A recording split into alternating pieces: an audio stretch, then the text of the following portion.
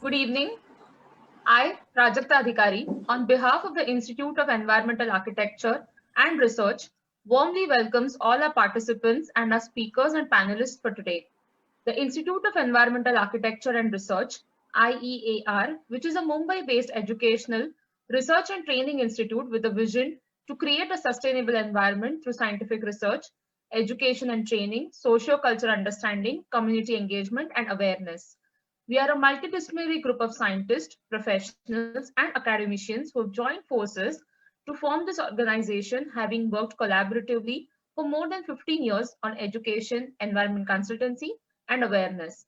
Our mission is Environment First.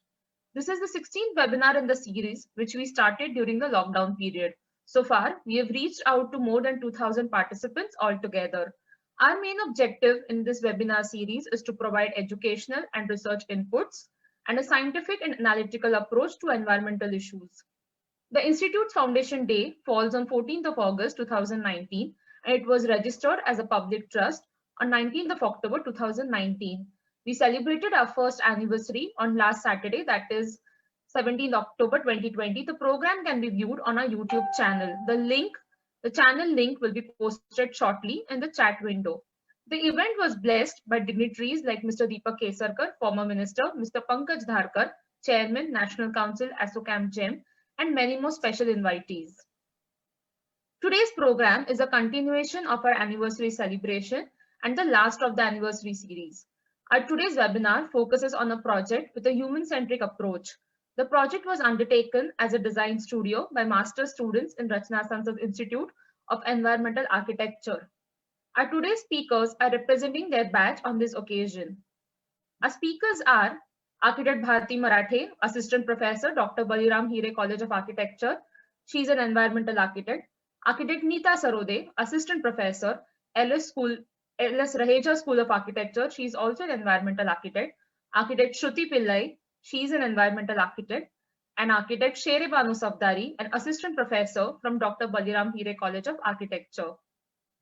It's indeed our honor to have Honorable Former Minister, Mr. Deepak Kesarkar here with us, who gave us this opportunity to work on this project. He'll be addressing us after the presentation done by the speakers. Our flow of the webinar will be as follows. We have presentation on sustainable village tourism in Sindhudurg by our speakers. Next, we have a panel discussion with the stakeholders and curators, Architect Rajiv Taishete, Dr. S.R. Kashyap, and Architect Abhishek Mane, moderated by Dr. Roshni Yehuda, and closing remarks again by me. I would now welcome our speakers to take us through this project.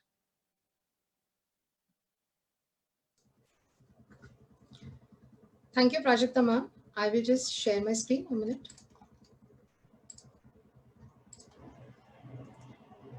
Is my screen visible? Yes. Yes.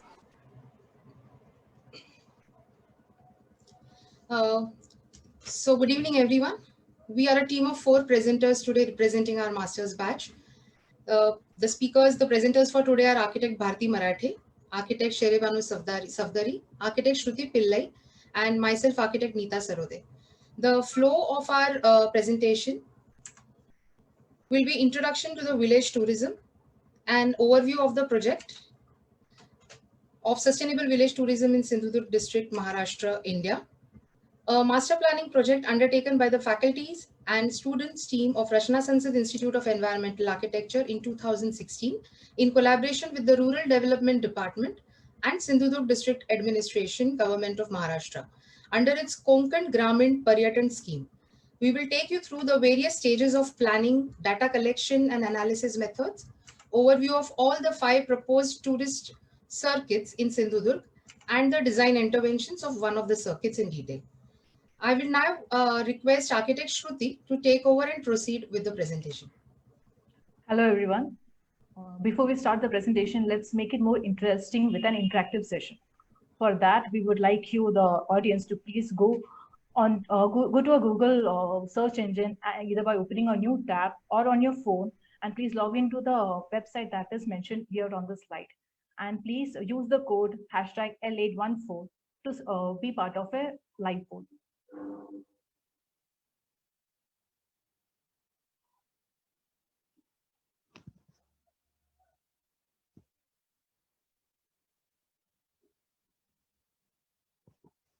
We will be showing you a series of photos now.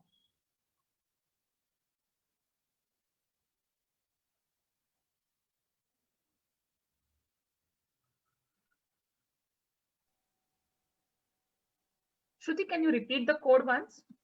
It's hashtag L814. It's mentioned here on the slide.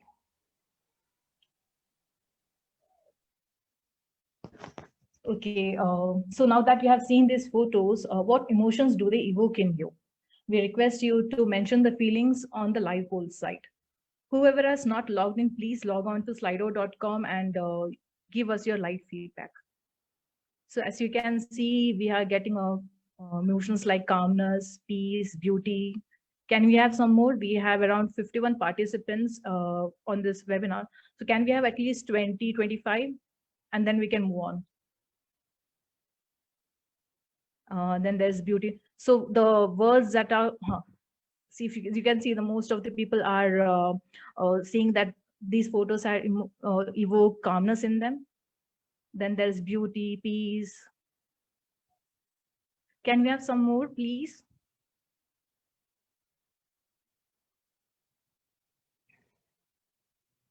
Calmness and peace seems to be the pleasant.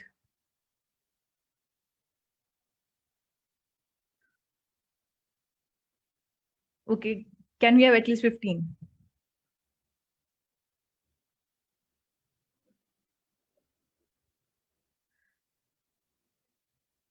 One more.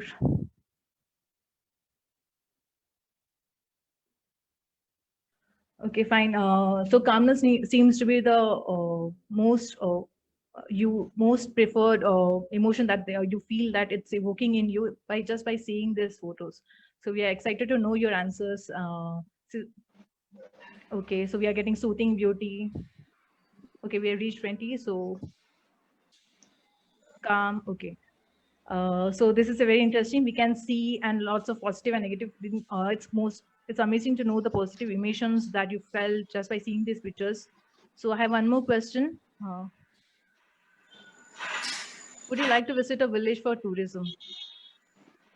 23, 24. Okay, the most of the 100% of the participants would like to be part of a village tourism. It's nice to know that. And now that we know about your interest in villages as a tourist destination, let's see what exactly does village tourism mean and what are the different types of activities it provides.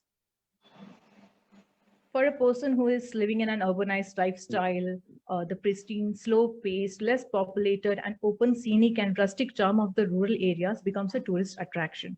So any tourism which encompasses the rural life, their art, culture, and heritage at a rural location and where the local people are actively involved in the process can be identified as village tourism or rural tourism.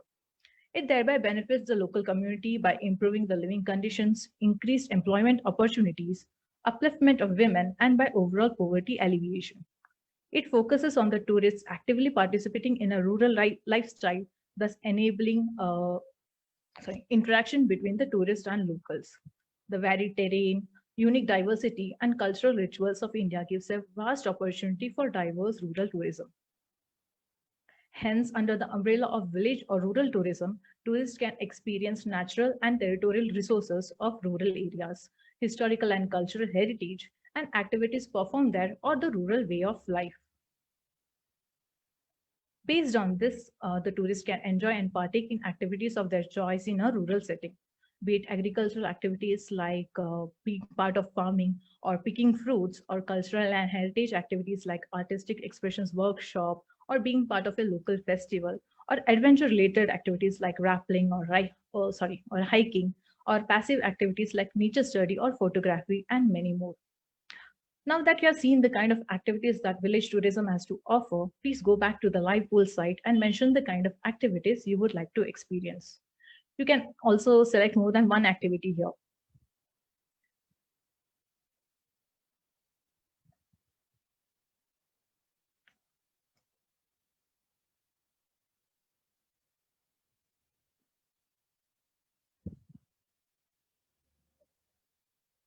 Okay, so we have a few popular activities.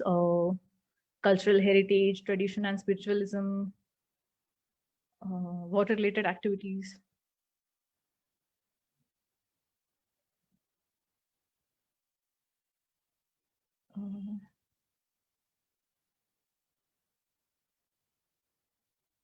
Okay, agricultural activities, but the most popular, the winner seems to be nature and landscape.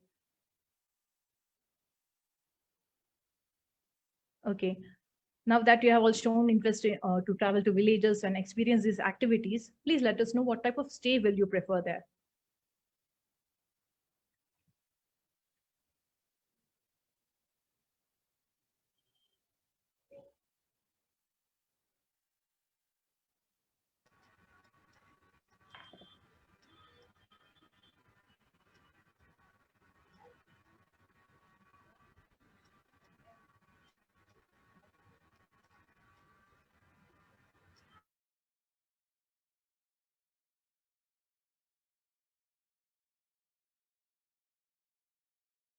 Okay, there seems to be a tie between homestay and farm stays.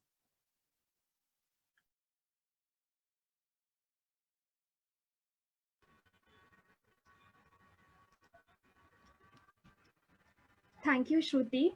The live poll which we conducted was very engaging, in which we got to know the interest towards village tourism and preferences of our live audience in tourist activities and accommodation. A similar online survey was conducted in March 2016 as a class of the master's program in environmental architecture to understand the demand of village tourism and market analysis with respect to the prospective tourist. This survey was important as the tourist is one of the prime stakeholders along with the local community. The questionnaire survey comprised of 10 questions. It was circulated to some of the travel agencies selected through random sampling. The travel agencies were then requested to send it across to their clientele. Around 500 frequent travelers responded with their feedbacks, which was very helpful in gauging the feasibility of the project. Some of the key findings from the survey are discussed here. The response to the question of looking forward for an enriching experience of village tourism in Sindhudurg, 71.8% of the sample population said yes, which was a very promising number for us. 55.5% of the respondents were interested in the scenic beauty and natural scape in the villages, which is in abundance in the district, followed by enjoying heritage, culture, and water-related activities. We are glad that the live poll we conducted today resonate with this. The survey form also had questions on the extent of stay and spending capacity of the tourist. This was very crucial in designing the tourist itinerary. The most common answer for the stay was 3 to 4 days, while tourists' response on the spending capacity was an average of 1,000 to 2,000 per day per person. The result of the survey showed us that there is a huge potential in Sindhudurg for tourism, and it can become a driver in contributing towards rural development. This result is very evident with the aims and objectives of the United Nations too. The United Nations World Tourism Organization, UNWTO, is the United Nations agency formed for the promotion of responsible, sustainable, and universally accessible tourism.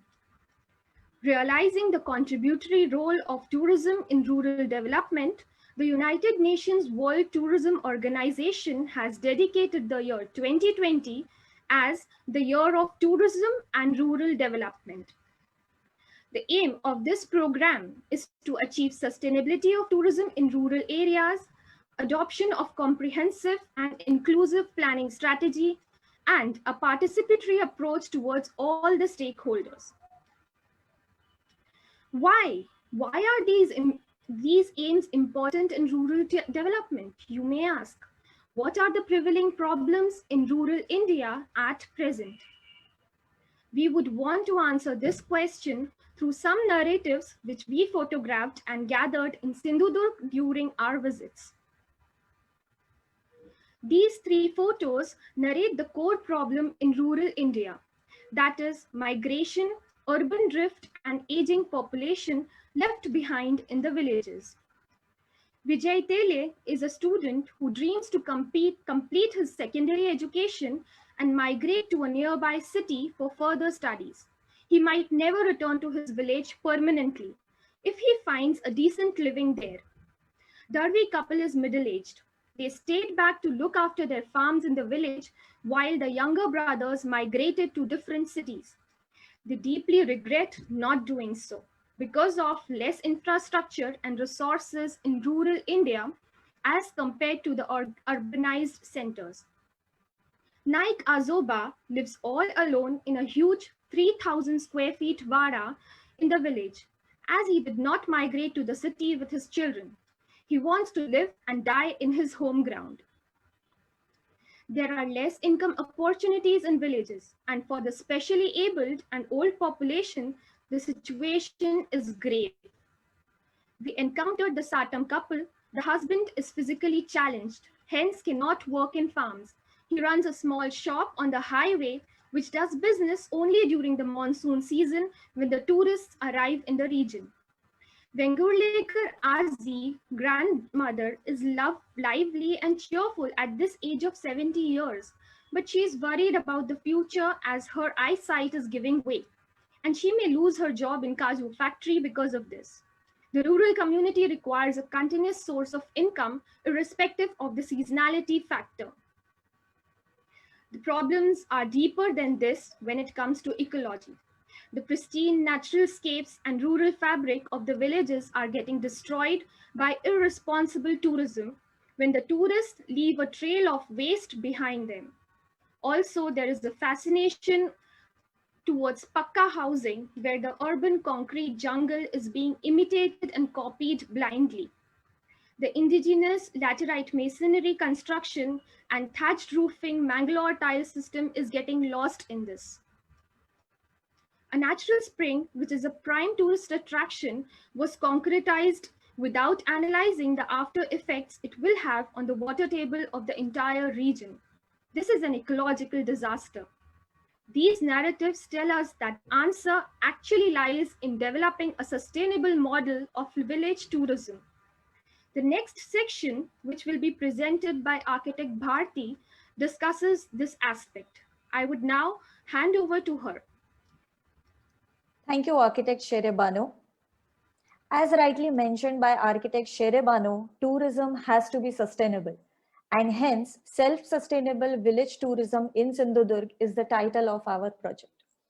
India is blessed with a long coastline of about 750 kilometers. Sindhudurg is the southern end of Maharashtra's coastline.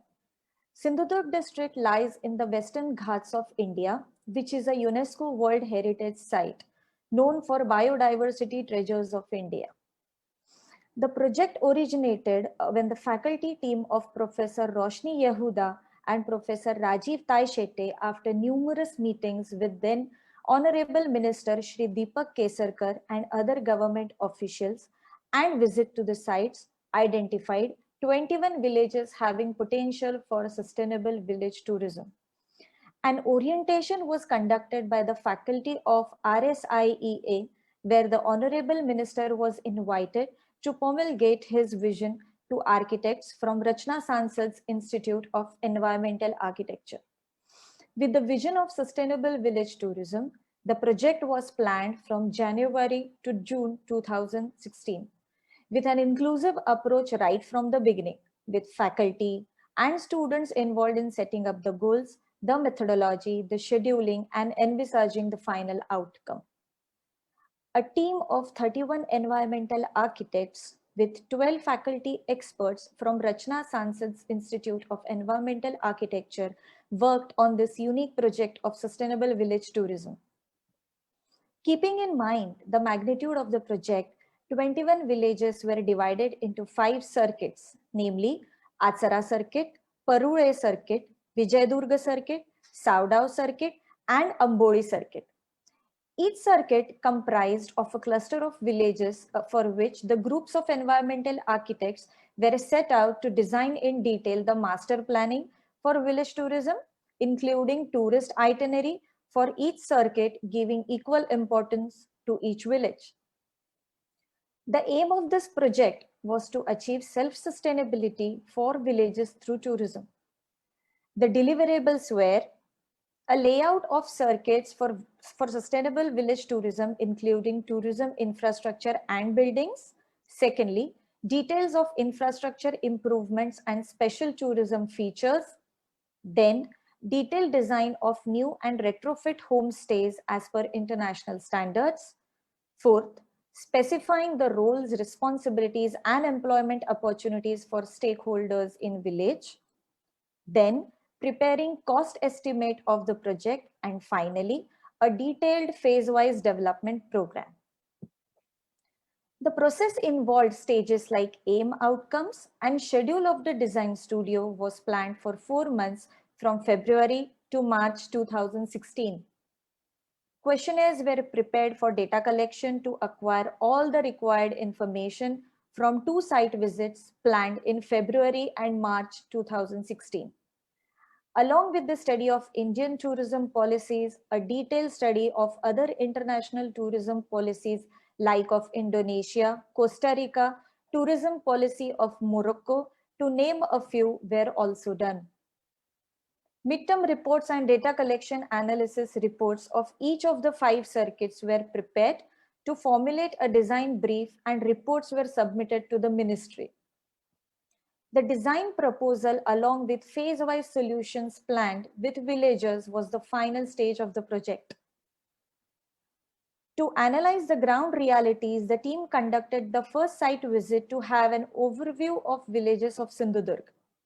Information was collected through random household surveys, mapping of villages, and identifying interesting tourist spots of each village.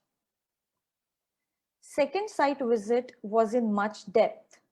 Numerous meetings, personal interviews, schedules, study of vernacular housing patterns, and focused group discussions with men, women, and school children were conducted across all the villages.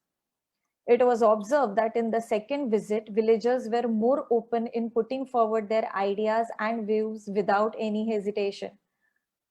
Pure qualitative and quantitative information was gathered and was thoroughly analyzed by the faculty experts of RSIEA, and then the design proposals were suggested.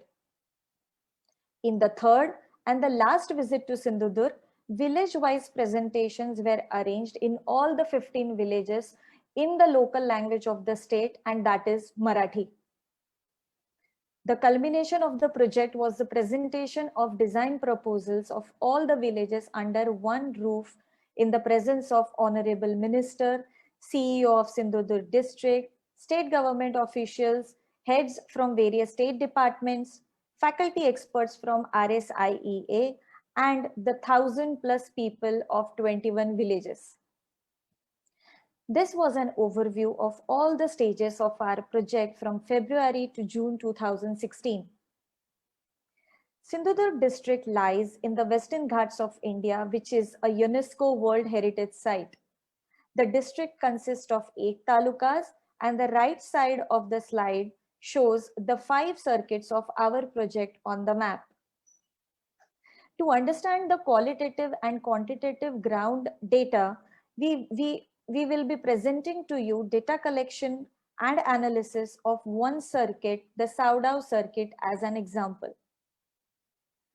Saudao circuit consists of 3 villages, namely Saudao, Nadhavade, and Napne, located on Mumbai-Goa highway number 66. In the first visit, various tourist spots were identified like natural springs, waterfalls, organic farms, and beautiful temples from all the 3 villages.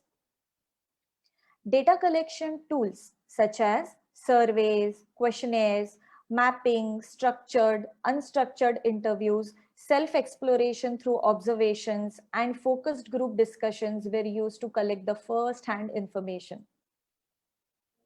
Village survey and mapping gave us an exact demographics along with the number of wadis and their sizes. The condition of the roads was marked with which varied from being very good, average, bad, and earthen roads. Strengthening of the road infrastructure is required and was identified as the first basic requirements of our proposal. 40 users were interviewed through random sampling to understand their average annual income, occupation, and desires. It was observed that a maximum of 31% and 23% of the population had agriculture and mason as their prime occupation. 26% of the population was looking forward to food tourism and 16% wanted tourism and better farming opportunities. 16 houses and families were identified and interviewed for bed and breakfast scheme, from which 15 families showed interest in participating in tourism related activities and 14 families were willing to provide bed and breakfast schemes in their homes. Focused group discussions brought out the desires and aspirations in the students of the village as well the women. While all the boys aspired to become doctors and engineers by studying in Mumbai and stay there and earn, while all the girls had a desire to see Mumbai and come back to the village. Both were ready to play the role of tourism and wanted tourism with a litter-free village. Ladies of village were willing to provide authentic local cuisine and wanted to brand their products in urban areas. But they had concerns related to security and safety during the night hours in the village. Here, we would like to bring to you the thoughts of the school teacher, Mr. Tizare, regarding tourism in villages. माझं नाव विठ्ठल सदाशिव पुजारी. मी आदर्श विद्यामंदिर सावडावला शिक्षक आहे. या शाळेमध्ये शिकलो. त्या शाळेमध्ये आता शिक्षक म्हणून कार्यरत आहे. आणि माझा आवडता छंद म्हणजे शेती करणे. माझं तर असं म्हणणं आहे सगळ्यांना, शासनाच्या या कार्यक्रमामध्ये आपला गाव म्हणजे सावडाव हा पर्यटन गाव म्हणून हे केलेलं आहे, पर्यटन घोषित केलेलं आहे. आणि या पर्यटन गावामुळे आपल्याला बरेचसे लाभ घेण्यासारखे आहेत. बाहेरचे पर्यटक येतील, पण त्याच्यासाठी आपण राहण्याची व्यवस्था करावी. त्याचबरोबर त्या लोकांना खाण्यासाठी म्हणजे सेंद्रिय जे आपण शेती करतो त्या सेंद्रिय शेतीमधून जे फायदे आहेत ते त्यांना पहिल्यांदा सांगावे. आणि रासायनिक खतं न वापरता ती त्यांना कशी काय हे करता येतील, बाबा आरोग्यासाठी कसे घटक चांगले आहेत हे आपण त्यांना पटवून देऊ. आणि शेतात पिकणारा ताजा माल हा खाण्यासाठी त्यांना देऊ. आणि आपली जी सगळी नवीन पिढी जी आहे ही मुंबईकडे जाण्यासाठी थोडक्यात आकर्षित असते. ते आकर्षण त्यांचं कमी होण्यासाठी गावातच जर पर्यटन विकास झाला आणि प्रत्येकाने जरी इथेच पैसे मिळवण्याचं साधन म्हणून शेतीकडे जरी बघितलं तर माझ्या माहितीप्रमाणे आपला गाव जो आहे सावडाव गाव हा गाव निश्चित रूपात चांगल्या प्रकारे लोकांना उद्योग देऊ शकेल मला खात्री वाटते. आणि त्याच्यातून आपल्याला भरपूर सगळ्यांना पैसे मिळतील आणि प्रत्येकाचा गावाचा प्रत्येक घराघराचा विकास होईल असं माझं मत आहे. He was Mr. Tizare for us, who rightly pointed out the problem of migration in villages. Personal interview with Extension Officer Mr. Arun Sawan gave us an insight for infrastructural development. नमस्कार, मी अरुण शांतराव चव्हाण, विस्तार अधिकारी ग्रामपंचायत समिती कंटोलीमध्ये मी कार्यरत आहे. कृषी पर्यटन अंतर्गत सावडाव गाव हे पर्यटन अंतर्गत घेतलेलं आहे. त्या संदर्भात रचना संस्था ही जी संस्था आहे या संस्थेमार्फत गेले 3 दिवस गावाची पाहणी चालू आहे. पाहणीमध्ये प्रामुख्याने गावाची जी मागणी आहे ती मुख्य जे आहे धबधबा, त्या धबधब्या अंतर्गत हा पावसाळ्यामध्ये फक्त 4 महिने जे आहे तर त्या ठिकाणी पर्यटक येतात. तर मुख्य अशी गावाची किंवा गावकऱ्यांची मागणी किंवा आम्हा सर्वांची अशी आहे की या ठिकाणी जो धबधबा आहे तो 12 जर सुरू राहिला तर त्या ठिकाणी जास्तीत जास्त पर्यटन या गावामध्ये आकर्षित होतील आणि त्याच्यावरती जे अवलंबून असतील ते व्यवसाय आपल्याला जास्तीत जास्त या ठिकाणी करतील. तर त्यासाठी जो बंधारा इथून जे आहे साधारणतः 6 किलोमीटर जी एक वाडी आहे तर त्या ठिकाणी आपल्याला जर बंधारा कायमस्वरूपी त्या ठिकाणी मोठा बंधारा घातला तर तो धबधबा आपल्याला 12 सुरू होऊन जास्तीत जास्त या ठिकाणी पर्यटक येतील आणि त्याच्या अनुषंगाने पूर्ण गावाचा जो आहे तो व्यवसायावरून गावाचा विकास निश्चित या ठिकाणी होईल. तर मुख्य मागणी ती राहिली तर त्या ठिकाणी आपल्याला डेव्हलपमेंटसाठी फार स्कोप आहे या ठिकाणी. तर त्या दृष्टीने आपण प्रयत्न व्हावे असं मला वाटतं. So Mr. Arun Sawan pointed out the infrastructural development scope in this village. Moving forward, a short clip of Sarpanch Mr. Tele shows his views of village after tourism. माझं नाव तुकाराम कृष्ण तेले. मी सरपंच ग्रामपंचायत सावडा येथे सरपंच या पदावर कार्यरत आहे. आणि आता आमच्या गावामध्ये आमचा सिंधुदुर्ग जिल्हा हा पर्यटनामध्ये येतो. त्यामध्ये आमचा प्रामुख्याने सावडा हा गाव आहे. आणि पर्यटनामुळे आमच्या गावाचा रोजगार आणि इतर ज्या सुविधा आहे आणि गावातील लोकांचं राहणीमान सुधारेल, त्याच्यामुळे रोजगार होईल. त्याच्यामुळे मुख्य उद्देश पर्यटनाला चालना देणे हा असेल. धन्यवाद. So Mr. Sarpanch wants the tourism development basically for employment generation in Savda. So after taking into account the views of all the villagers, we could infer that Savda circuit needed employment generation, agricultural tourism, women empowerment, infrastructure development, and most importantly, responsible tourism. Similar kind of data collection and analysis was done by all 5 circuits, and the design brief was made keeping in mind the parameters from rural fabric till the branding. It was a complete project.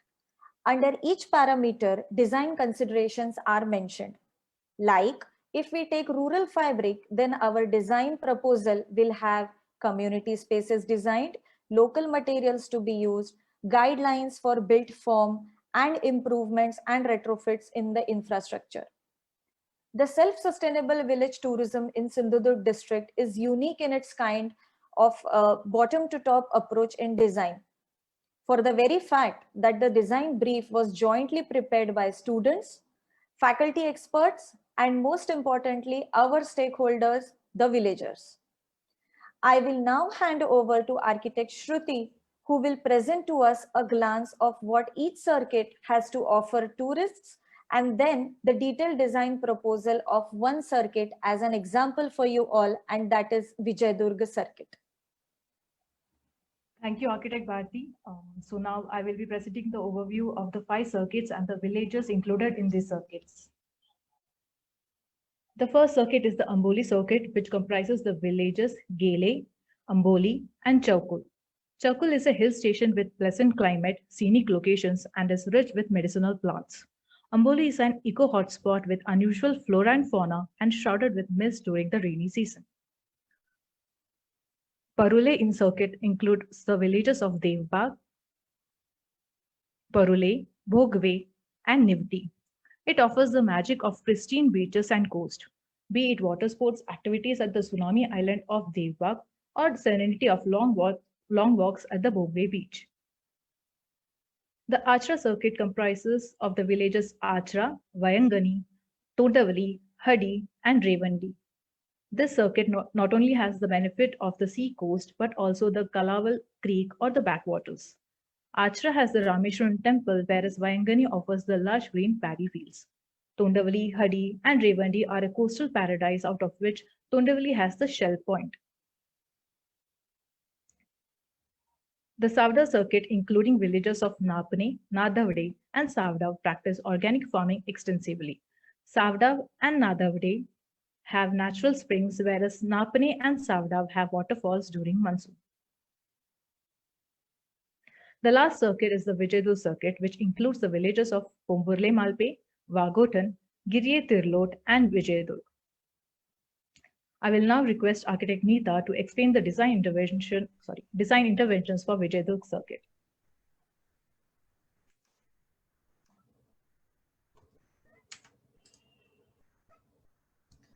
Thank you, Architect Shruti. I'll be presenting the design interventions in the individual villages and then the Vijayadurga circuit as a whole. Like Architect Bharti mentioned earlier, the primary data collection was done for all the individual villages and also summarized at the circuit level for understanding the neighborhood, infrastructure, and the demographics. The 4 villages in the circuit had diverse things to offer, and the SWOT analysis led to the concept of culture, agriculture, aqua, and heritage. Now we'll look at the individual villages first. The first village of this circuit being Pomburle. It is a home to beautiful Shivkalin temples, Smarak of Balshastri Zambekar, who is also known as the father of Marathi journalism, and a home to a family which is preserving the dying art traditional martial art like Danpatta and Kathi. The villagers have a big group of drummers who play the traditional wooden dhol at communal gatherings, festivals, and competitions.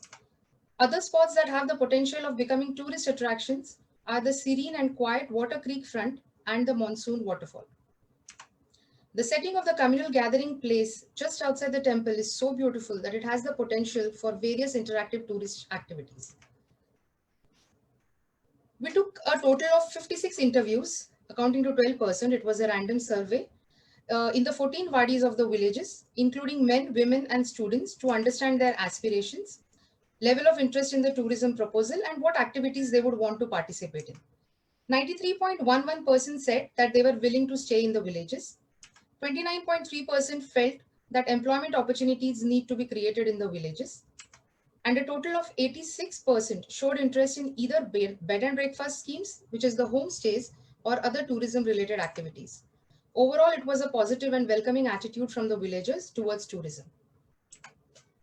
After understanding the needs of various stakeholders and the strengths of the village, the tourist spots were mapped, various activities were finalized, and then the interventions were designed.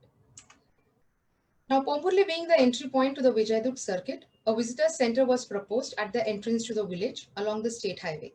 This was designed to welcome and orient the tourists about the various itineraries the circuit had to offer.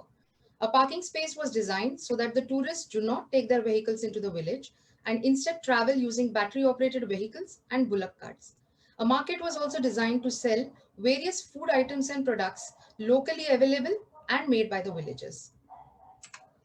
The second proposal is that of the creek development. The creek front development proposal included the development of existing jetty for the villagers as well as the tourists to travel to other villages in the circuit. All the activities along the waterfront, like stargazing, night camping, and dining on the island, were designed so as to not cause any harm to the marine life and fishing, which is one of the important occupations of the villagers.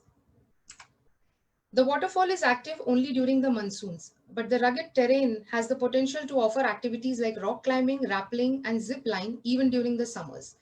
Hence, it was decided to generate income by making use of the landscapes that were offered by nature. The proposal also included making use of the communal gathering space in the village for demonstration of Danpatta and Kathi, thus helping preserve the dying martial art form. The village has its own cricket team that participates in local competitions and a huge playground which can be used for matches with the tourists. Houses of the people who showed interest in the bed and breakfast scheme were identified, documented, and proposals were given for retrofitting. The retrofitting was done to make arrangements for the tourist stay. Considering the convenience of the tourists, an attached toilet was proposed inside the room allotted for the guests. New prototypes were designed taking into consideration the existing vernacular housing typologies and spaces in the house. The prototypes were designed to have segregated zones with separate main entrances, taking into consideration the privacy of the owner as well as the tourist, and some common zones like the living and the dining for interaction and to have food. Elements like the Tulsi Vrindavan at the entrance, the swing in the padvi or the veranda, the timber screen between the veranda and the living for privacy and ventilation, sloping roofs with clay tiles were retained in the prototypes. For the retrofitting and construction of new prototypes, building materials and finishes were finalized after studying the availability of various local materials and used predominantly in this area in the existing structures, their climate responsive qualities, and the U-value calculations for various wall and roof assemblies. The next village in the circuit is Waghotan. Waghotan is a village located on the Waghotan Creek front. The tourist spots identified after the SWOT analysis were Mangrove Islands, the creek front, the Marathas' bungalow from the British era, an abandoned laterite quarry, and an old temple. The abandoned laterite stone quarry was proposed into a biodiverse public park by planting indigenous species. Various outdoor activities were proposed for the tourists in the park. The proposal around the Maratha bungalow included the construction of the deck for sunrise viewpoint and stalls to sell food items. The aim was to maintain the heritage structure and attract visitors. A proposal was given for the redevelopment of the port area that included a public park, changing rooms, and toilet facilities. There were walkways and decks created in the mangrove areas. Waghotan has a wide variety of mangoes to offer. So this intervention of a mango research center was designed to tap the potential of activities that can be designed around a seasonal fruit. The research center was proposed to introduce the visitors to the varieties of mango and mango products and other activities like planting trees, bullock cart rides with the provision of homestay in the mango orchards. The next two villages are Giriya and Tirlot. These villages are a paradise of mangroves and mango groves. A tourist is never far away from water, hence the concept of aqua. A place which is botanically rich and has a rich marine life. The mangroves are full of biodiversity and have a lot to offer for nature lovers. Hence, a proposal was made with various nature trails that were designed with wide variety of activities like bird watching, kayaking, botanical strip, and fishing. Various types of decks were also designed. Nature stays and culture stays were proposed, which offered diverse itineraries depending on the activities that they offered. The last village in this circuit is Vijayadurg, which is a popular tourist destination already because of the Vijayadurg fort. Besides its historical importance, there is a helium point on the fort. The port of Vijayadurg is also very active. It's still in use. So it has a waterfront on one side and a stretch of beach on the other side of the fort. As a result, it was decided to make proposals for both these stretches, one being the Fort Plaza and the other beach esplanade with the Fort Park in the center. The concept of Fort Park was to develop the fort front into a park that originates from the entrance of the fort and extends right into the village. This park is an articulation of small scale but many sustainable neighborhood activities and recreational activities that generate many opportunities for the locals. An observatory was also proposed on the fort near the helium point. The Fort Plaza that you see here is a pedestrian zone consisting of paved pathways along the beautiful seafront with floating decks, a harbor bar, and amphitheater for communal gatherings for tourists and villagers alike. There are semi-open zones on both sides of these pathways for revenue-generating activities. The beach esplanade has been planned on the beach side of the front. It consists of jogging and bicycle tracks along the beach, kids park area, changing rooms, temporary stay facilities in the woods, and common interaction spaces.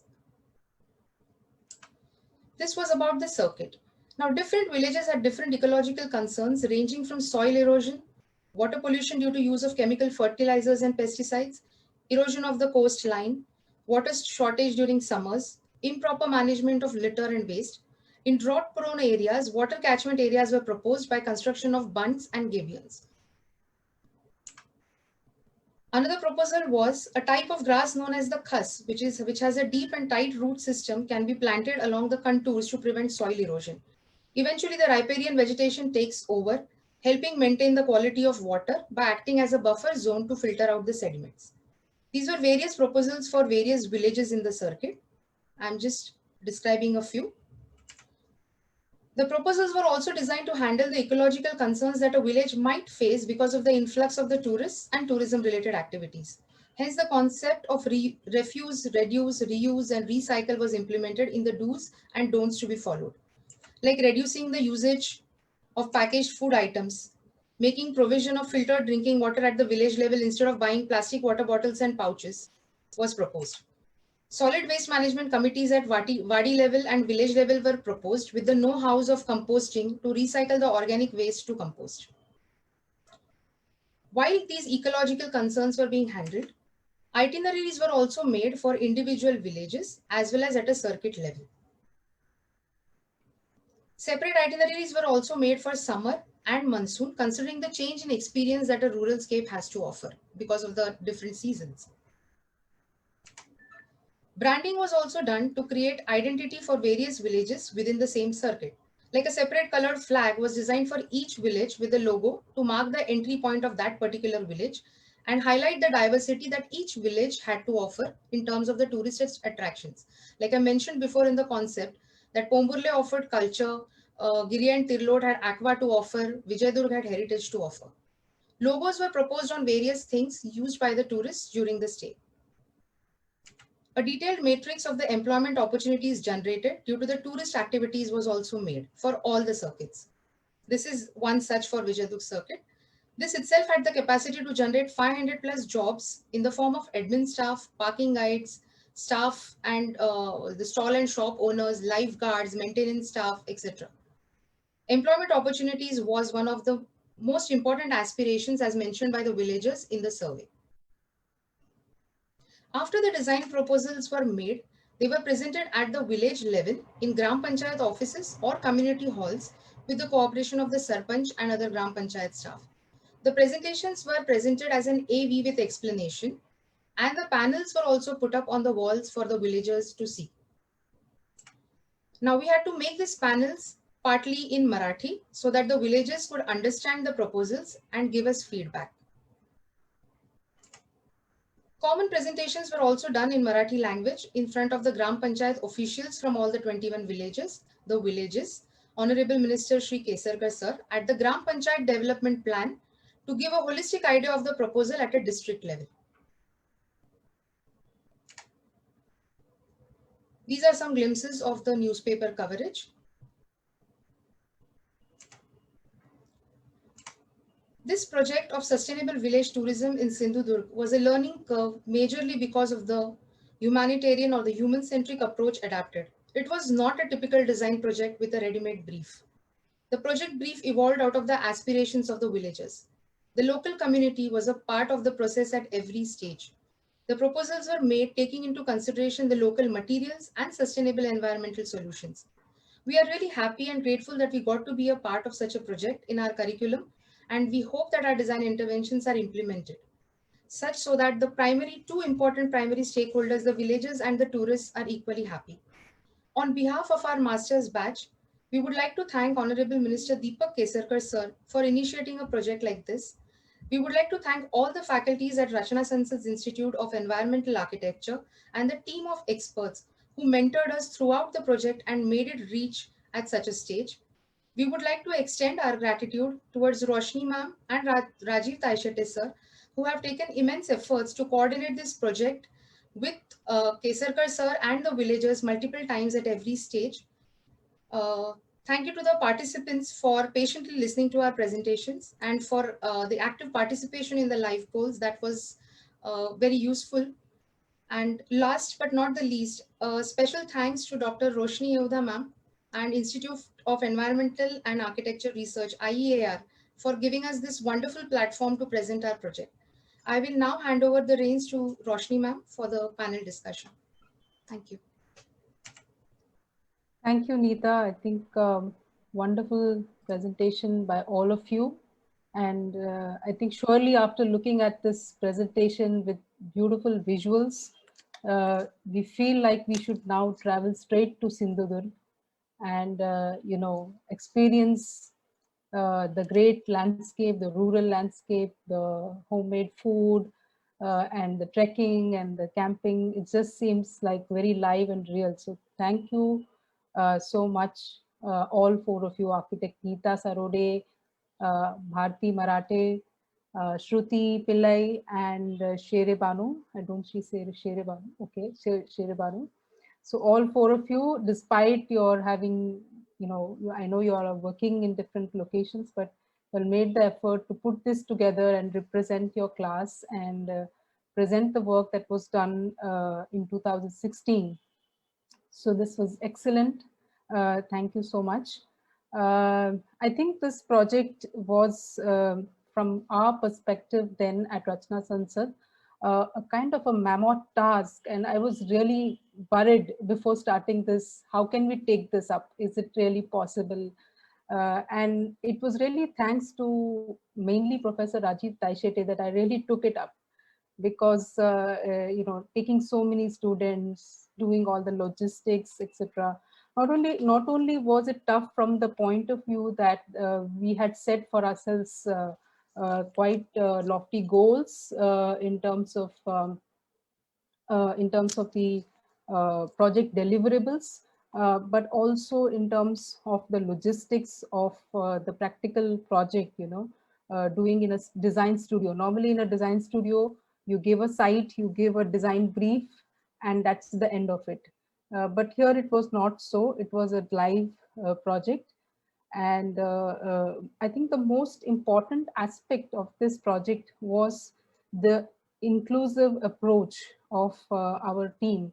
right from the beginning, we knew this was the approach that we will take, and we kept everything open to the students. We considered them that they were the team of consultants, team of architects, along with our faculty members who would be doing this. So the challenge is not just for us as a faculty team or for them as a student team to compete among themselves, but it is for all of us to create this project. So right from the time of setting the goals, preparing the schedule, what all should we collect, what data, what kind of data, what international case studies, everything was decided together and done. And I think that's why the project was really enjoyable.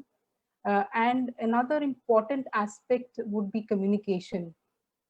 I think there was a constant, not only between the faculty team and the students and the people, there was a constant line of communication. So if we needed more data, somebody would call up the village, or if you came across some issue, like, in Devgarh, people were constantly calling and saying that, we have the issue of water or something like that. And then the students would come back to the faculty saying, this is the issue, how to deal with it, and so on and so forth. So there was a lot of communication that went through, and that made this project very, very unique. And I think more than the outcome, I would say the process was really important for us.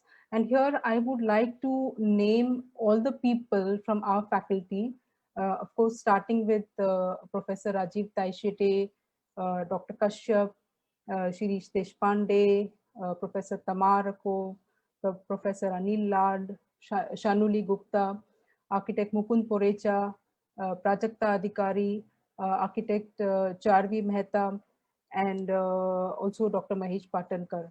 And apart from that, we had a whole lot of people who assisted us on the field, like Mr. Sri Krishna Bhagwat, architect Gitesh Murkar, architect Abhishek Mane, and so on. And most important of all is the support and the entire opportunity given to us by the Honorable Minister, Mr. Deepak Kesarkar, and his entire team, including Mr. Shekhar Singh, who was the CEO of Sindhudurg district at that time, Leena Pansod madam, and many, many, many others. I'm sorry, I will not be able to remember all the names, but this was the team and the people that made this project possible. And we are very fortunate today that the former minister is here with us to share with us the vision. And we think that this is an ongoing project. We will continue to do work in this field. And so I would like to introduce you to Shri Deepak Kesarkar, who was Honorable Minister of State for Finance, Rural Development in Maharashtra State in 2014. He was the Guardian Minister of Sindhudurg District, 2016. Minister of State for Home, Finance and Planning in Maharashtra State in 2016.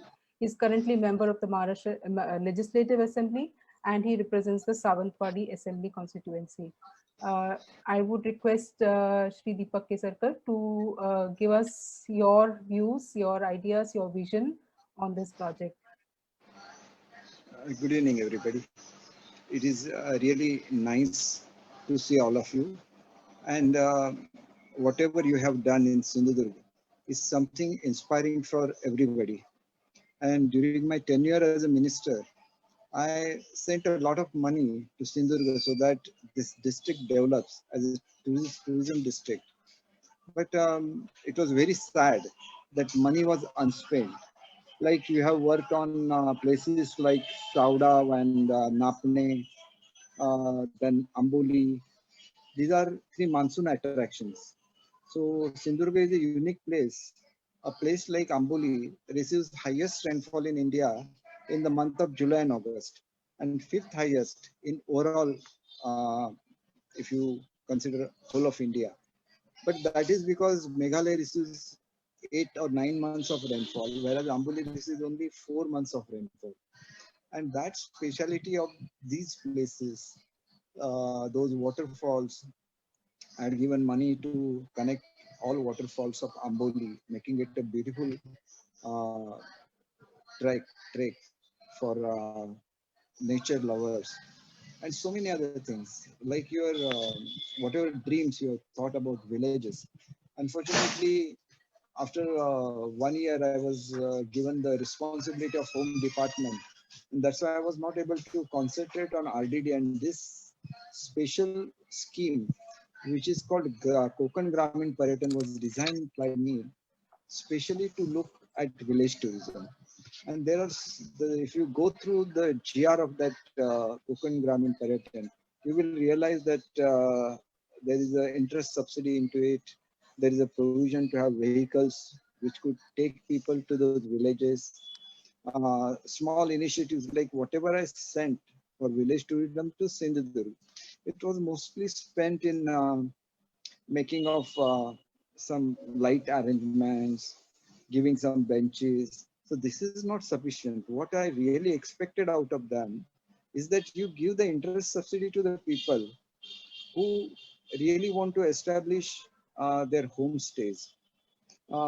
Whatever I had given for uh, water sports, like you had mentioned about Vijayadur. Vijayadur could be an ideal creek for such kind of activities. Like you can have interconnectivity with hop-on-hop-off boats, or you can have houseboats, and then you can connect the beautiful villages, which are very well known for the Alfonso mangoes, which is known all over the world as the Devgad Alfonso. So everything exists there naturally, but somebody will have to devote the time, because I really hope that our MOS RDD was supposed to come to Sindhudurg, but he has not yet reached Sindhudurg. Otherwise, he could have participated and he could have known about the power, the kind of efforts you have taken. You have put your heart into it, and I think that you will have the job satisfaction only when it comes into existence. And I'm sure that you need not disheartened. I hope that you will be a part of it permanently, because you are attached to those people now, and that community is also attached to you. So if we send somebody else, I don't think the same kind of communication they can have. And I have realized that whatever money I had given to Konkan Krishi Vidyapit to establish a center for training of village tourism, there they were supposed to erect mud houses, then tree houses, wood houses, bamboo houses. But I'll have to mention here that giving it to Rachana Sansad, and especially postgraduates of environmental engineering, the difference is that they know about the social conditions, the economical conditions of the people also. So there it matters whether you design a home or you design a cottage for 25 lakhs, or you can design it for 4 lakhs also. It could be aesthetically as beautiful as that, but then it is, if you put your heart into it, you will be able to create that. And that's why I feel that the particular system that we have, that while appointing an architect also, we take out a tender and whosoever bids at the lowest, we appoint him. We don't consider that what study he has made about that area, what kind of designs they are going to offer. So I think all of you have created a very good team under Roshni ji and Taisheti ji, Rajiv ji, and all others. I'll not name everybody because now I am here for a very brief period and I have to attend the minister's tour program also. But I will definitely thank all of you for doing something which is something very wonderful. And actually, I was trying to contact MD MTDC because I am supposed to make a presentation to Aditya Thackeray, who is young and energetic tourism minister of Maharashtra now, and who is interested in doing all this. And I think, Roshni ji, what you can do, if you have the recording of today's program, you can convert it into a small booklet. And if you could give it to me, because fortunately I have not yet submitted my report, the article that you had published in your magazine of Rachana Sansad, that only I was supposed to attach to it. But this is a full-fledged kind of presentation. At least 4 circuits you are showing it here. So they will be able to understand what you have done, and then they can see this live also once they give us the time. But till that time, if we could make it like a booklet, if you can give me that, I'll get it printed and I'll present it to them so that the efforts taken by the students, actually I cannot call them students because all of them are professionals now, and still for the sake of job satisfaction, if they will like, and I'm sure they will like it, to participate in it as a guiding factor and also the implementing factor, because it is very important to implement it properly. Because when you talk about environment, it is not that everybody thinks about environment, and that is the strength of Sindhudurga. It is, if you talk about Amboli, it is a hot biodiversity spot of Western Ghat. So how it is to be preserved and how the architecture should merge with that nature, that is the skill. And for that, you need the urge and you need the heart and love for the nature also. And I think rightly all of you have done that work. I wanted to continue. I had told Roshni ji I like to attend this till it ends, but unfortunately I have a, because I have come after 6 months to my constituency. I was not here, and then I do feel that it is God's given gift that I'm not a minister for this period, where I'll be able to dedicate whole of my time for development of Sindhudurga. Sindhudurga is a different destination in itself. The kind of beaches we have, the kind of hills we have, the kind of riverets we have. I was once traveling in our creeks with the hydrographer, national hydrographer, and he was telling me the kind of biodiversity you have in your creeks, it can match to no other destination. In, like, if you go to Kerala, you will find all coconut trees along the side of the creeks, whereas you will find all different trees in Konkan, and that is the speciality of Konkan. So how the tourism is to be developed with GP Airport coming up, and then the Mopa International Airport coming up just on the border of Sindhudurg. I'll have to mention that it could become a high-end destination, because we'll have to aim at high destinations. So they don't need really a 5-star kind of accommodation. 5-star kind of accommodation is already coming to Sindhudurg, but the village tourism that we are planning should be of international class. So they should enjoy it with the standard facilities that we could offer to an international tourist. And I think when we could do that, because you'll have to improvise on the designs, because basically we have designed it for the local community, local travelers.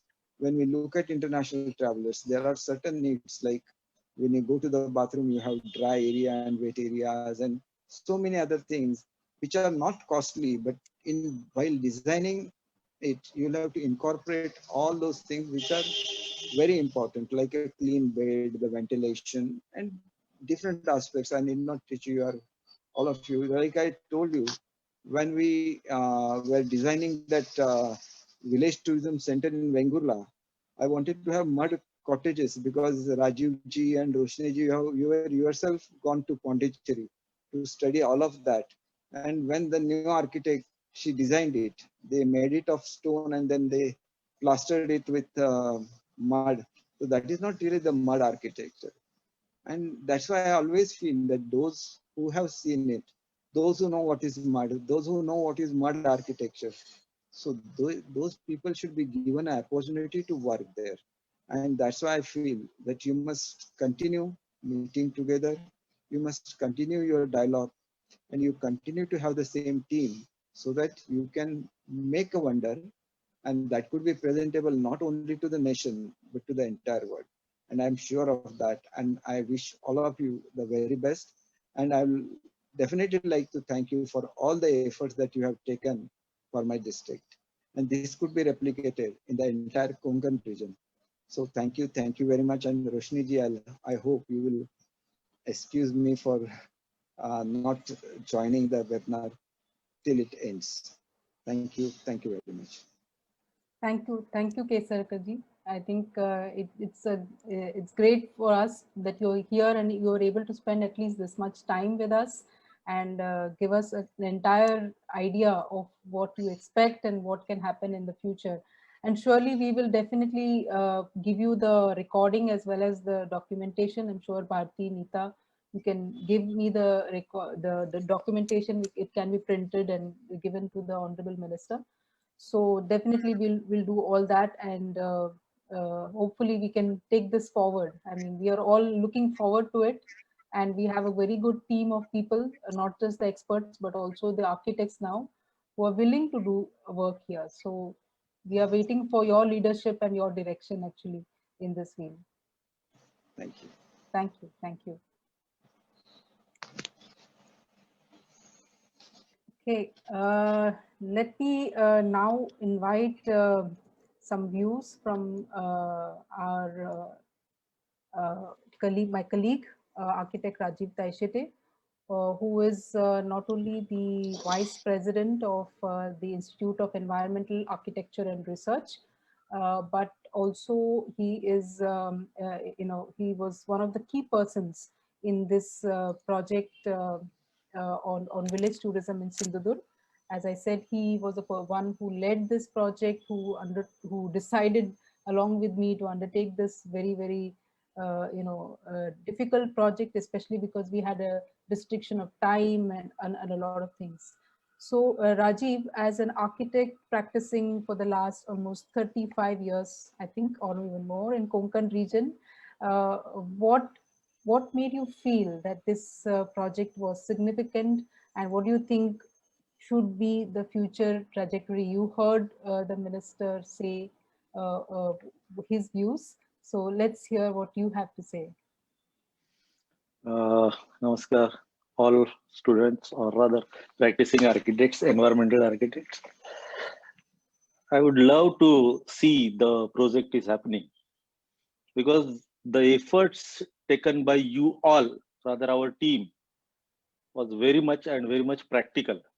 The path we have given, the direction we have shown, we have given, and the study as the way we have studied it, it's a guide to all environmental architects how to go with the planning, how to go with the community planning and tourism planning. So we have not missed any opportunity or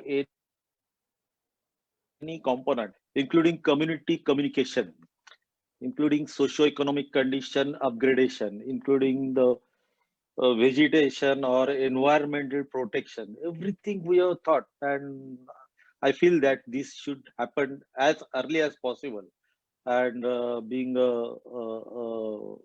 Aditya, as Aditya Thackeray ji as a tourism minister, we should promote it, and we should take help of Mr. Kesarkar, and we should go ahead with that with our team, rather our all scientists, students, those who have done it very nicely. Really, I'm great that such type of team was with me.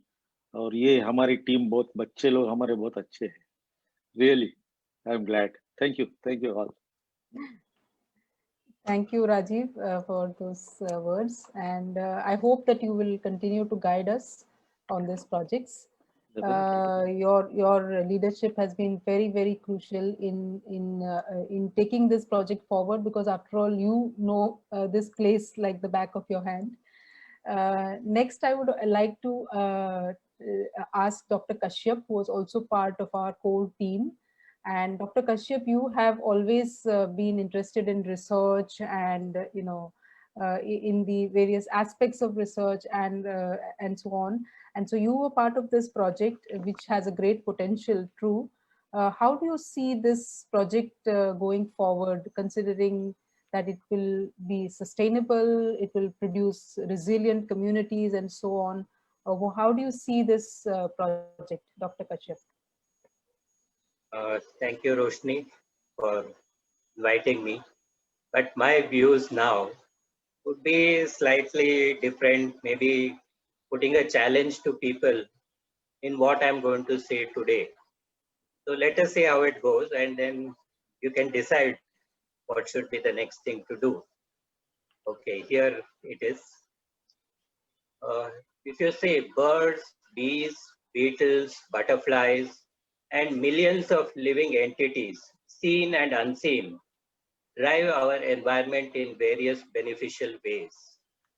Now, as far as Konkan region and Sindhudurg district is concerned, it has a rich environment waiting to be explored, whether it is the pristine waterfalls or the fabulous beaches, the ever-friendly people and their cuisine or the green environment around. Every area untouched by man has its own biodiversity and exists in a particular equilibrium conducive to them for hundreds or even thousands of years. When man enters such areas, the equilibrium is changed to the inverted commas new normal as we see today. Species adapt, species change.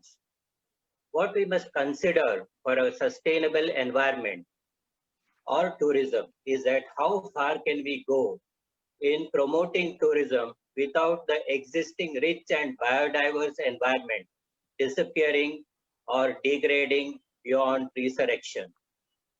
Sustainability is based on striking a balance between social, environmental, and social, economic, and environmental aspects.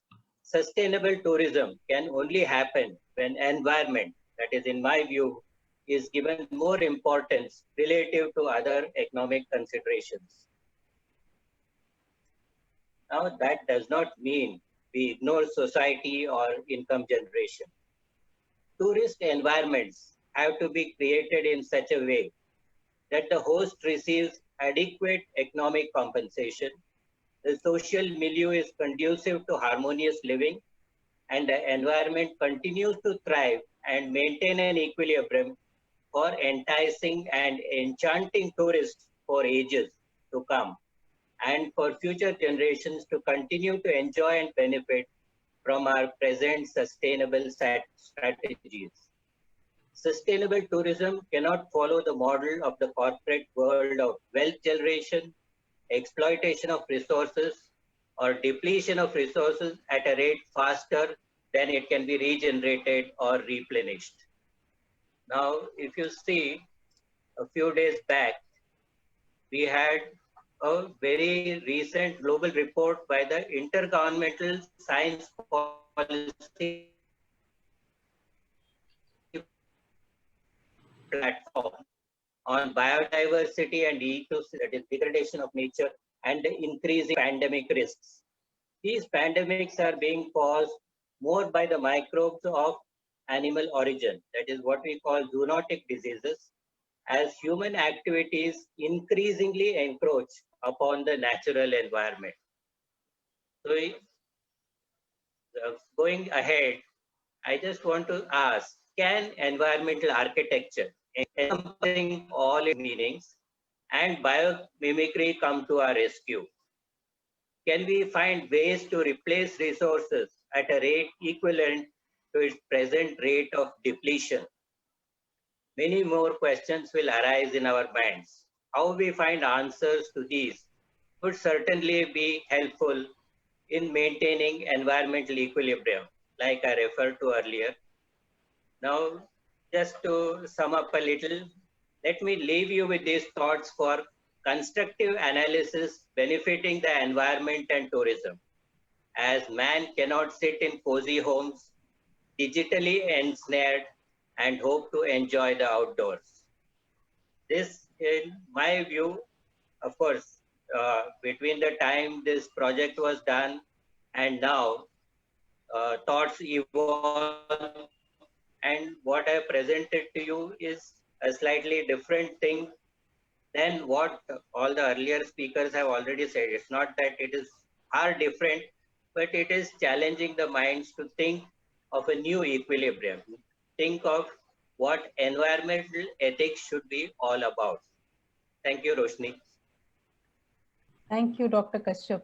As usual, you have put forward a lot of questions and thought-provoking ideas. Certainly in this age of the pandemic and climate change and global warming, we definitely need to think about environmental ethics, about what are the limits, what are the boundaries.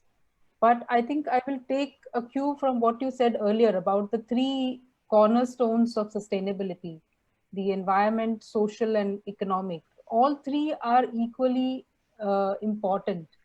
And I know that there are so many very beautiful natural looking places in many parts of the world with all the natural beauty, but they are not economically sustaining the people there. They're absolutely poor, they don't have much and so on. And there are many other places where the other things also are happening. So as you said, the balance is very important. And if at the outset we plan, like we are going, we did a macro planning project here. So if in the planning stage itself, this aspect is considered, is thought of, I think certainly that can be, taken into consideration, especially things like environmental ethics. Even we are, there's a project called Horizon 2020 where we have also participated. We have taken another village in the Sindhudurg district, and one of the things that came up was gender sensitization, and what are these future developments going to do to the gender balance? Are they going to create more jobs for the men, or are they going to make? Can we plan it in a way that women and men get equal position? Be able to take the lead in both the cases, we find the jobs for everybody, and so that people, the youth do not migrate, the old people do not suffer being alone. All of these things, if they are thought of, they can be taken care of. The thing is, I think, to be sensitized to these aspects, to take them into consideration while planning. And definitely we could address, they are not difficult, they are not unsolvable. I think we could address all of these issues. So thank you, Dr. Kashyap and also Raji. And now I want to introduce to the third person in the panel, architect Abhishek Mane. And I feel very proud to introduce him to the participants here today, because he was one of our own alumni. He graduated from Mumbai, and he also did his master's in the Institute of Environmental Architecture. But he returned back to Kudal, and now he is the principal of Abhishek Mane Architects, and he's a very, very successful architect there, having set up his practice and doing very well. So he will, first of all, congratulations to you, Abhishek, for your practice and all the things that you are doing.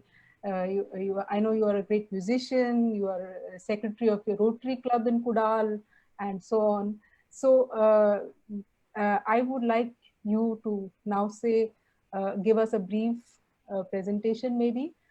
Tell us about yourself, your involvement with Rachna Sansad, the village tourism project, and definitely more than anything else, we want to hear about insights about practicing in a small town like the place that you are. So Abhishek Mane. Yeah. Good evening, everyone. I hope I'm audible. Yes, you are. Okay. First of all, I would like to thank Institute of Environmental Architecture and Research, Professor Architect Roshni Udyar Madam, and my mentor, and he has been a great mentor throughout my environmental architecture. In fact, he was my guide, Architect Rajiv Taishete sir, an entire team of Institute of Environmental Architecture. So let me share my screen.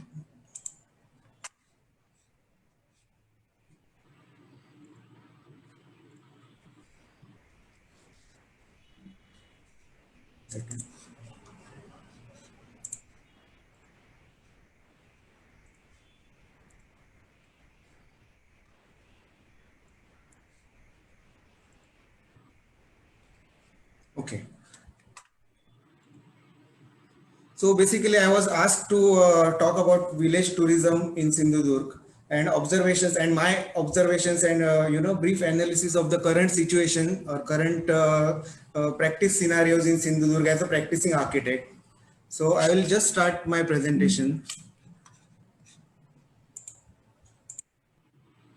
My introduction, I will quickly run through it as Roshni Madam has already given my introduction. So basically, BArch done in Rachana Sans's Academy of Architecture. Then I passed out MArch in 2013. Moved back to Kudal immediately after passing out in December 2013 and started my own firm in 2014 by the name of AGM Architects in Kudal. My work profile includes residential and commercial architectural projects, interior projects, landscape design, environmental projects, etc. Mostly in Sindhudurg district and in Goa region. So I'll quickly go through the research work as it is related to the topic we are discussing now. The webinar is all about. So my thesis topic was comprehensive guidelines for sustainable architecture for upcoming hotels and resorts along the coastal belt of Sindhudurg. And my guide was architect Rajiv Taishete sir, as I have already mentioned, and my mentor was architect Roshni Uddhav.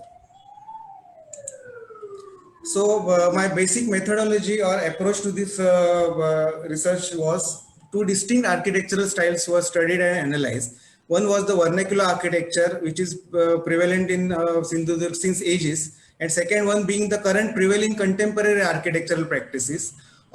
It was restricted to the beachfront hotels and resorts in Sindhudurg, but the case studies were also, they were varied in nature. The parameters for proposed guidelines were building materials, planning, and architectural proportion and aesthetics. So environmental aesthetics was the one focal point of my research, which is not usually touched upon in the researches. The guidelines aimed at providing a ready reference material to anyone looking forward to adopt sustainable and eco-friendly architecture and construction practices while proposing new hotels and resorts in the near future, thereby protecting the natural resources and maintaining the aesthetical beauty of the beaches of Sindhudurg. My involvement in the project that we just saw, it was an excellent presentation. So I would like to, congratulate all the team. So my involvement was, I was involved in the project of the students by being with them for site visits, initial site visits, as well as the secondary site visit, documentation and brief introduction and aspects related to local architectural practices. I was present during the public presentation done at Sharad Bhavan in the presence of all the ministers and dignitaries. Now I would like to talk about scope of village tourism in Sindhudurg. As you all know, as we all have seen, tremendous scope of village tourism, considering most of the part in Sindhudurg is still untouched and rural. So this makes it more exciting, and the focal point should be the respecting the culture and rural social fabric, which is still intact over here. Development has to be done very judiciously and carefully to maintain the integrity and identity of the region. So this is one of the most important factors.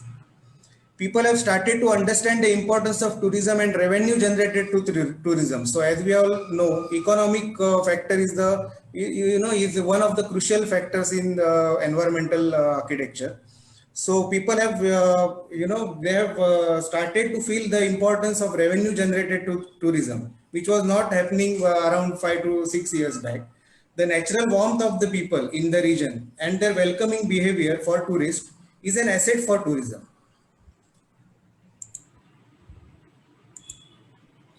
Local people from economic sector as well as well-established people are looking for newer concepts like ecotourism, agrotourism, etc. Most of the people have converted their barren lands into plantation zones by cultivating indigenous trees like coconut, mango, betel nut, cashew nut, which hold very much economical value in the market. This generates two-way income, one from selling the produce or commodities, and second by letting out the place for small gatherings or for tourists as a holiday retreat. Many people have converted or extended their own houses for tourist accommodation facilities. Many have opted for bread and breakfast schemes by MTDC. So this, if done in the proper way, will result in creating harmony by maintaining local architectural language with modern interior facilities. So there has to be a balance. The balance has to be, maintained by providing newer facilities, but by maintaining the sanctity of the place. Now I have basically categorized tourism into three main types. I mean, there can be many more, but what I feel which is not touched upon in many presentations and the articles that we read are these three points. So there can be a culture-based tourism. Cultural aspects need to be considered for tourism. Temples and festivals form an integral part of the social fabric in the region. This should be taken into consideration for planning of tourism activities or also tourism circuits. So this image you particularly see is, this is the most renowned Jatra of Maharashtra, we can say. This is Angdewadi Jatra. This place is nearby Malwan. So this the tourist circuits can also be developed considering the cultural attachment that people have. Then obviously geographical based tourism, you can see the stark contrast. I've put these images side by side. You can see the greens and blues. Sindhudurg is blessed with diversified geography with plenty of mountains, rivers, pristine and virgin beaches, hill station that is Amboli, and glorious waterfalls. So this opens up opportunities and limitless possibilities of diversified tourism across the district, respecting specialties and geographical importance of each region. So this is the most important factor. Then of course comes season-based tourism. Each season in Sindhudurg brings up new opportunities for tourism. That is season-based tourism.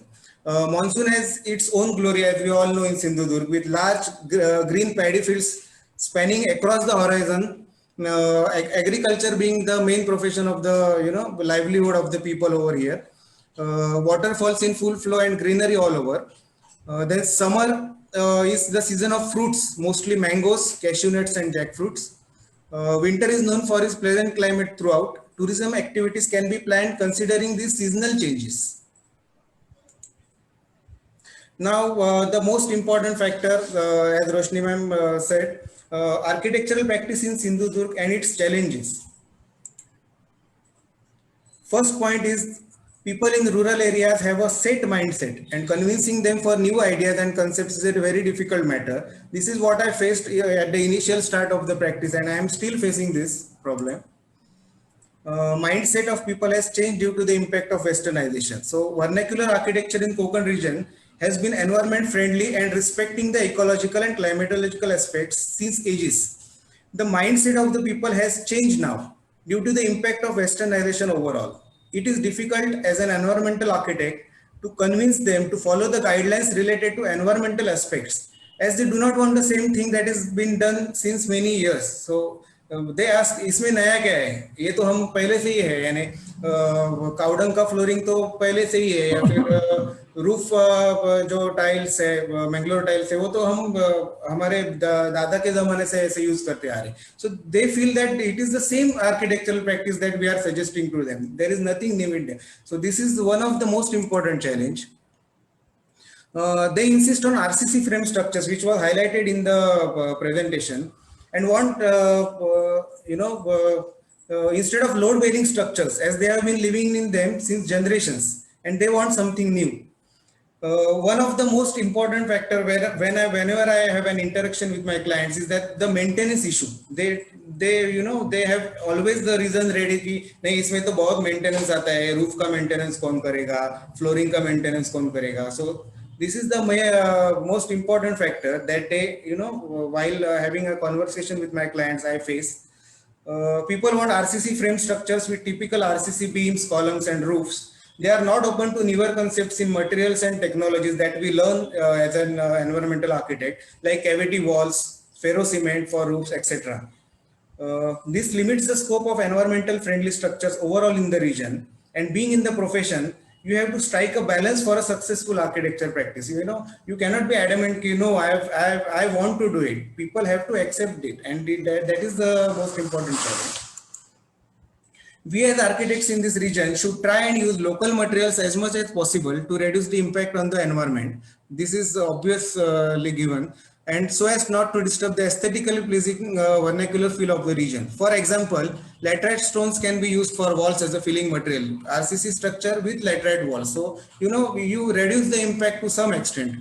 Orientation of the buildings as per climatic zone and climatology. Expose laterite walls instead of plaster wherever possible. Planning of hardscapes and softscapes in landscape for water percolation and seepage, etc. can be easily implemented in the design without taking the approval of the clients. So this can be easily done. Now the important factor, Kashyap sir is also here. He is an expert in this. Wastewater management has been excellent in this area in Konkan overall in vernacular architecture with efficient septic tank and soak pits for groundwater recharge over the years. But municipal authorities now insist on sewage water treatment STPs for waste management, whatever the size of building may be. And developers have started using mechanical STPs in the region in the past 2-3 years since this is happening. So the word STP is directly connected to the mechanical STPs running on electricity. People do not think that STP could be electroless also without using electricity or without having an effect on the environment, degrading effect on the environment. So this approach has to be changed by creating awareness by the architects. It is our role to change the mindset of even the developers. I personally have implemented electroless STPs in 3 or 4 residential apartment buildings, not in bungalows, because bungalows, they do not insist on STPs. You can go with septic tank and soak pits. But my experience with this has been good. I have implemented 3 to 4 residential apartment STPs without any electricity, and BOD and COD content, the test results have also been good. So this can also be done. Now I'll just summarize. Village tourism has already started in this region and is on the verge of rise due to improvement in basic infrastructure and facilities.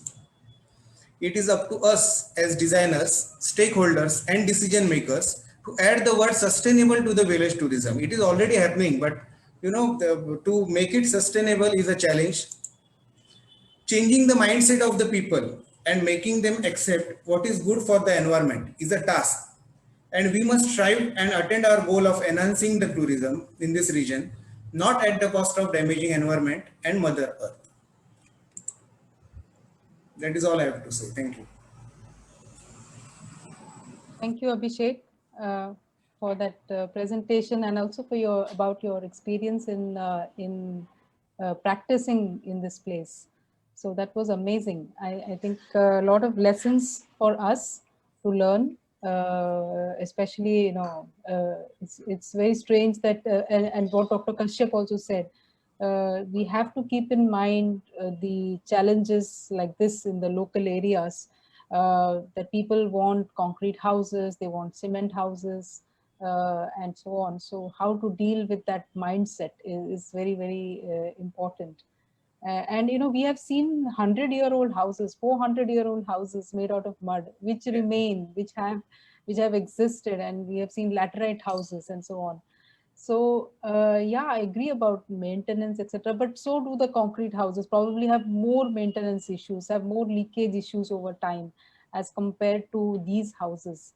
And also the thermal comfort aspects. We should do some thermal comfort studies of these old houses that you have studied, and see and show the people and involve the people in this as to how they can reduce their energy over the long run, because ultimately all of this is going to, by shifting from their existing houses to the modern houses, they may be increasing their dependence on electricity and other things, which they will feel later on they will find that it was probably not the right choice. I don't know whether...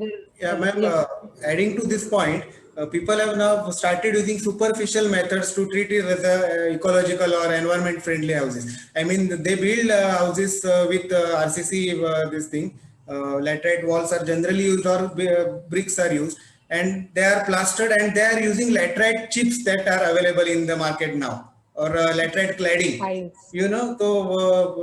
and they do proper pointing and all that. And so that the house looks like, aesthetic part is covered in this, but environment it is उल्टा double कि cement से ही उसका pasting हो जाता है mortar से. तो these things are happening over here and people are highly convinced with these practices over here. So this is more of a concern. It is, because we have to take into consideration these trends. Yeah. Because I mean, we have already made our cities like Mumbai into concrete jungles. They are no longer livable, and therefore we all like, when we see these pictures of rural tourism, we say serene, calm, peaceful, everything, because we would all like to be there and not here.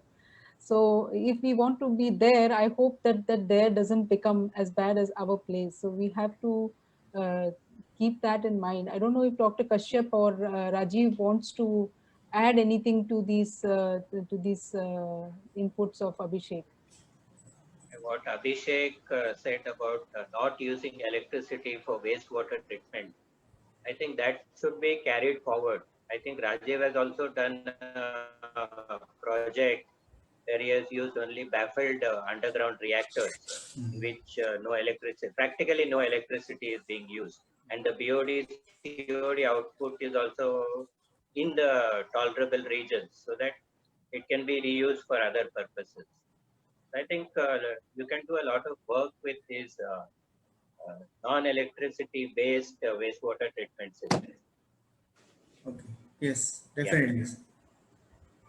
Rajiv, would you like to add anything to that? Yeah, I believe in septic tanks. Me too, sir. It's a baffle reactor. As we know that we have seen it in Auroville also. If we make more baffles, it will work. Yes. It's a baffle reactor, so nothing is wrong with that. Why they should spend on all this? Sir, but as you know, in the municipalities right now, they take undertaking on the bond paper that you have to put STPs. No, it's not necessary. I will provide you something from environment department. They have accepted baffle reactor. There is a manual from environment department. Okay. And in that manual, they have mentioned you may go for this, not necessary to go for plant. Okay. I will forward it to you. Okay. Sir. And we will implement it in Sindhudurga at least. Okay. Because we are from lateritic soil area. Yes. Would you also like to? The will not spread anyway. Yeah, please. Would you also like to add some points related to the trend in this area on use of concrete structures and RCC instead of the traditional materials? See, the concrete structures, they are more they are consuming more maintenance charges. Rather, they are more dangerous, rather, for leakages and all. The climatic differences means the temperature difference in the particular climatic zones. So I would say that you don't go for concrete structures, go for Mangalore structure. And the soil in Konkan region, the plantation is more and more. So whatever you provide in septic tank, whatever you percolate in the soil, it will be absorbed by the plants only. So nothing will spoil. And they will give shadow to your house. So don't go for concrete. I would rather say don't go for concrete. Even the A, B, C class municipal boilers which are come up for regional area also, and they are spoiling the trend or spoiling the nature in the particular regional areas. Yeah, they have increased the FSI and all those things. The increase of FSI, increase of population, and the trend of giving multi-storage, providing multi-storage buildings. It's a wrong thing. They are spoiling this particular area. Also, sir, the draft of CRZ is also meant to, degenerate this thing, environmental issue. Correct. They have reduced the HTL and the distance between HTL and this thing to 50 meters. So they should take care of it, or rather, we should protect that. We should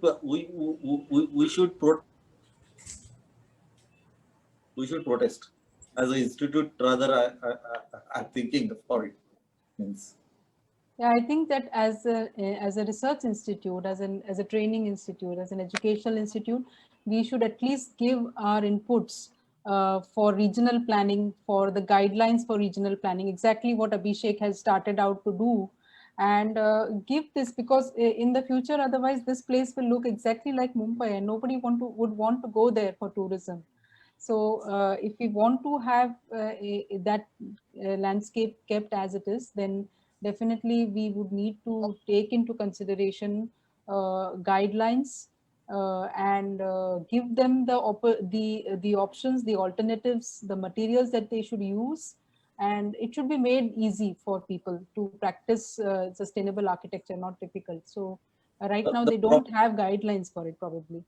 Proper roadmap should be given to them. Roadmap should be given. Yes, yes. And we all environmental architects, those who are in practice, those who are in practically doing the things, they should.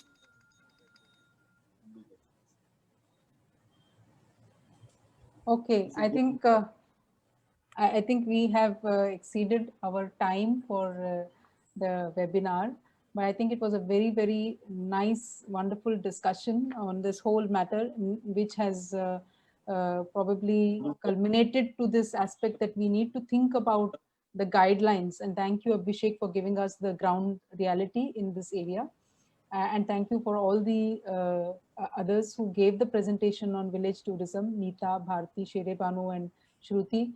And now I think I would like to hand over to Prajakta to take this webinar to its final close.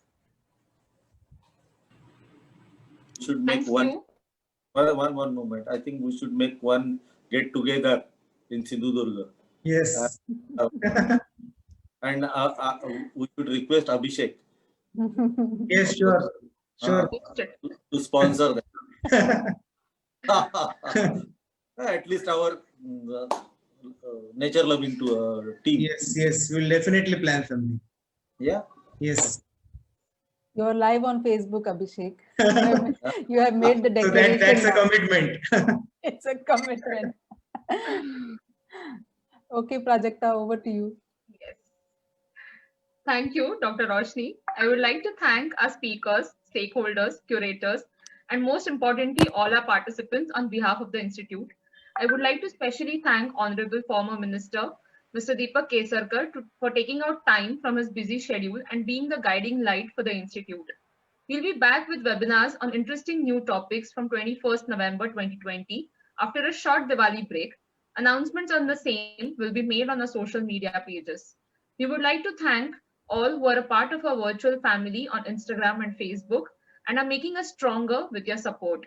If you're not yet a part, do follow our Instagram and Facebook page for further updates. The link to join our pages will be posted in the chat window right now. Also, subscribe to our YouTube page and do check our past webinars. We have covered more than 10 webinars till now on varied topics. We would also be soon announcing our short certificate courses and training modules, so stay tuned. Thank you all for joining today. Take care and stay safe. Bye.